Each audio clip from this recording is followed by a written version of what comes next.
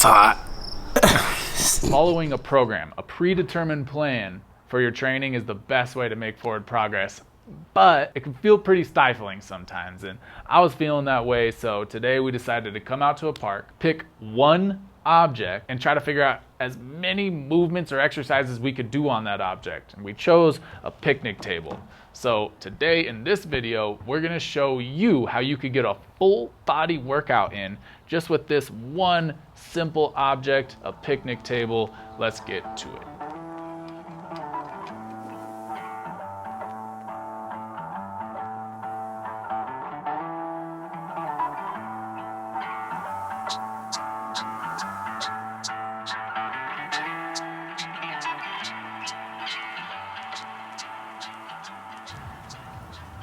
All right, the first movement we got for you is a step mount. We really like this movement because it gets you on top of objects you might not normally think about getting on top of. And it's a crawling pattern. We're gonna use opposite arm and leg, and you know how much we like to crawl. So to do this, you're gonna wanna use an object that's somewhere around knee to hip height.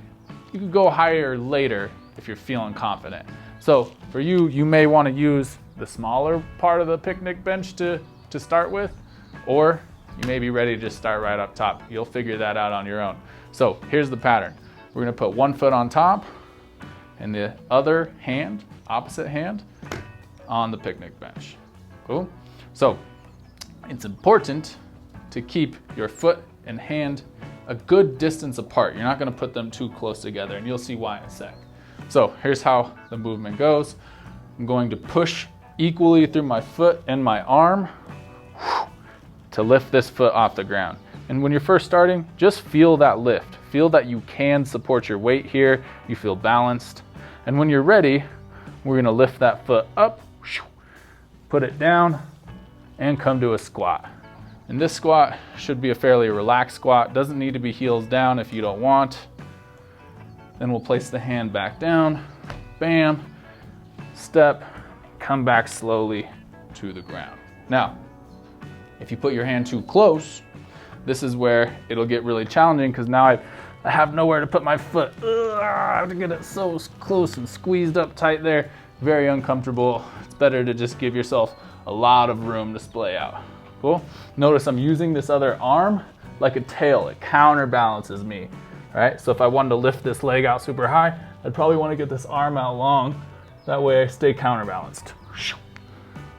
So once you got that down, to turn this into a drill, what we call an infinity drill, one that just continues without stop, you're just gonna alternate each time. So we'll go up on one side, come up to our squat, switch, and come down on the other side.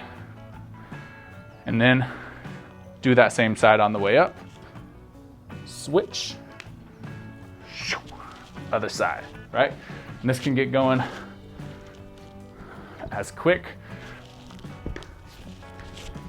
or as slow and methodical as you want. Slow will challenge your balance more, and it'll involve a little more strength. Quick, obviously, is a bit more agility, and it forces you to just act. Once you feel super confident with that step mount pattern, now you can take it to a rail, something that's a lot more challenging, because now it requires a lot of balance. So you're gonna get that foot up there, and this is where that balance drill really comes in. Slip that foot up in, bam, and see if you can sit in your squat. And then we'll hop down, right? We could do that same drill where we're getting up and switching, coming down. The Kong mount from vault is a challenging one, but let's break down how we can get there. So the full movement looks like this. You grab, you place your hands, you could potentially grab or just place them, and then we're gonna hop all the way up onto the table with the feet close together, if not touching, okay?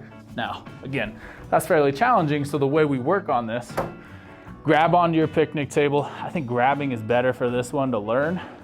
We'll start in our squat.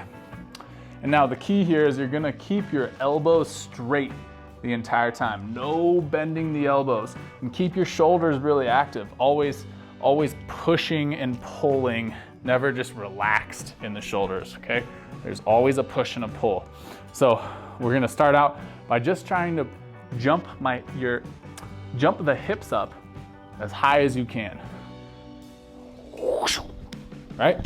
See how I'm just kind of launching my hips up in the air? So I potentially go pretty close to upside down, right? Cool. Again, always landing soft. Now, when you're ready to start trying this Kong mount, just try to get one foot up first, okay?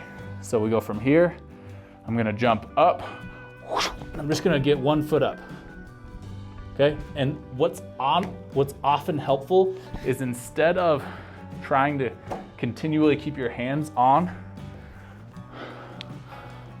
push off of here,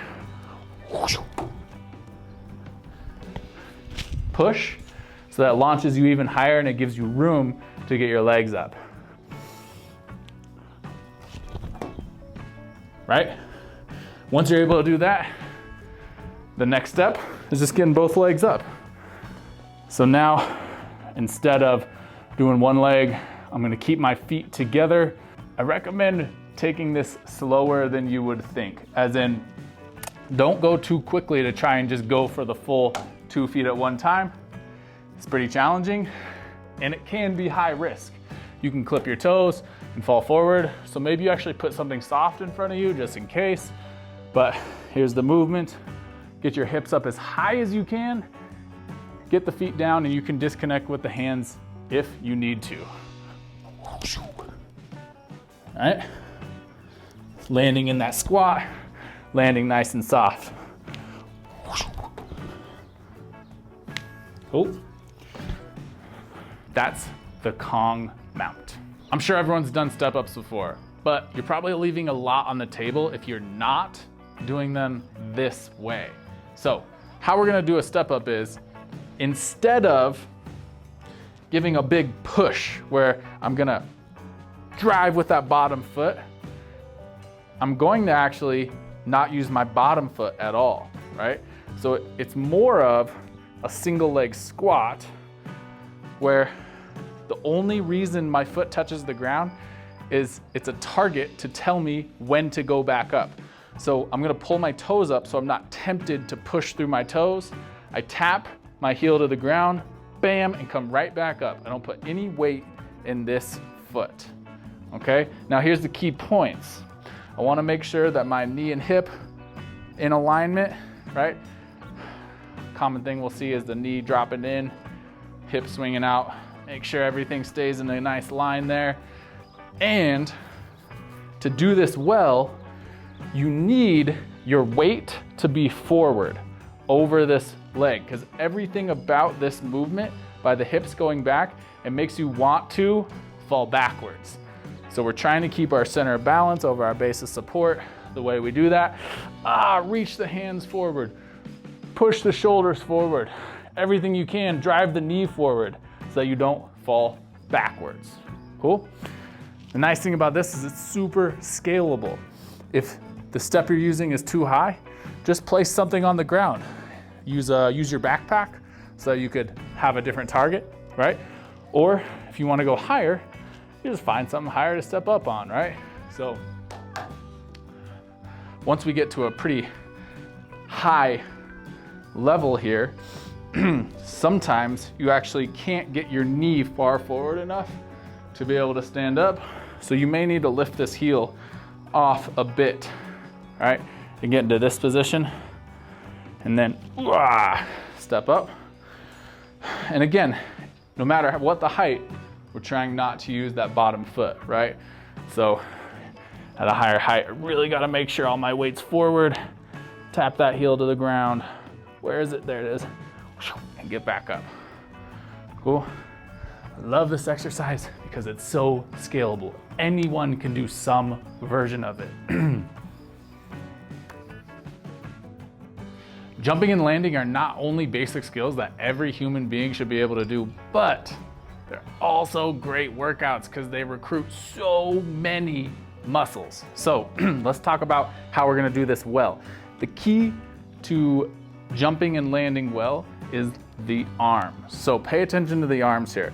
I'm going to, as I load up, send my hips back and my arms back. And as I jump, I'm gonna swing my arms forward and keep them nice and long, okay? So load up, jump, keep my arms long, and then I land soft. Okay, I don't land and stick it, right? That's a lot of force going through the spine, everything, all your joints, we don't need it.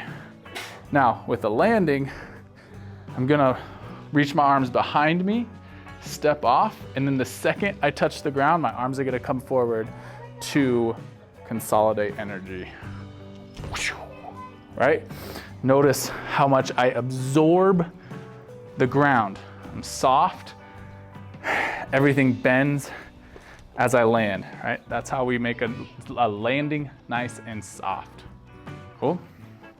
So again, arms big, land soft, arms behind, step off, consolidate, throw the arms forward, make sure your landing is nice and soft.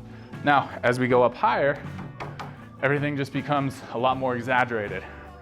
So when I jump, I really gotta shoot my arms hard. Now watch how hard I have to shoot my arms to get up. Okay, still landing soft. Now, this is going to be a bit more of an exaggerated landing. I'm not gonna let my heels touch the ground here, okay?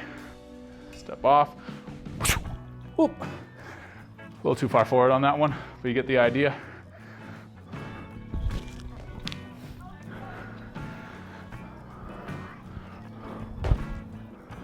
Right? Notice how much my arms have to do to really make that landing nice and solid, okay? Learn how to jump and land well. You'll thank me later. The pike push-up is one of my favorite exercises because it's like a regular push-up on steroids, and you're just gonna have to try it to understand what I mean. So we're gonna start out with our hands on an elevated surface, and the higher the elevation, the easier this is, the lower, the harder. So we'll start out pretty high and we'll learn the pattern first. The key here is getting the shoulder to open all the way each time, right? So fully pushing all the way out into this overhead position, not staying up here. This is see this angle? Closed, open, right? So we're gonna try and keep the back round like a cat, like a scaredy cat. Okay, we're gonna keep our weight pushing forward. Now, here's the key. I'm gonna bend my elbows, but I'm not gonna let them flare out to the side, right? See how my elbows are staying really close together? If you see me from the front, it looks like this. This is the position we want, not this, okay? Now watch where my head goes. My head is going to go right above my hands. I can see my knuckles in front of me. That's where I stop, eyes in line with knuckles, and I press back out, right? Eyes in line with knuckles, elbows in, back round, press back out to an open shoulder. And obviously, we go to a lower elevation, gets a little harder. This is probably too narrow for my hands, but just for video's sake, showing, right? It gets harder because now more of our weight is in our upper body, loading the shoulders, okay? And eventually we get to the point where we feel comfortable doing it on the ground. So you can do it on the ground, or you can do it up on the picnic table if it feels cooler to you. Now here's the key once we start making it to the ground. I'm gonna actually try and tap my forehead to the ground, but I'm going to try to place my head as if I were drawing a triangle from hand to hand to head, right? So now I start with my shoulders on top of my hands, round back, shoulders pressed out. Okay, elbows in, lower, tap my head on the ground. Now see, my head is way in front of my hands, right? That's what we're looking for. Press back out. Finishing shoulders on top of hands, not going all the way back to like a down dog, right? We're gonna try and keep the shoulders above the hands the entire time. Now, the obvious progression here is to start bringing the feet up higher than the hands. Okay, so we make this just more aggressive by getting more load into the shoulders. And so I would start with something fairly low, maybe 6 inches, but eventually you can get to the point where you get your feet pretty high. So now it's almost more like you're in a handstand. Still elbows in, loading forward, finishing with shoulders on top of hands. Cool. That's the pike push-up. Have fun with it. All right, so now you've got the basics. Go out, go to a park, find a cool place to work out, enjoy yourself. Remember, these movements, they're not easy, but it's so fulfilling to be able to execute these and then potentially use them in a way that you could get a sweat going or get stronger. And you know, if you like the video, please like the video. We're a new channel, so everything really helps. You know, hit the notification bell, all the YouTube stuff. Leave us a comment on what you want to see next. And seriously, who needs a gym? You do.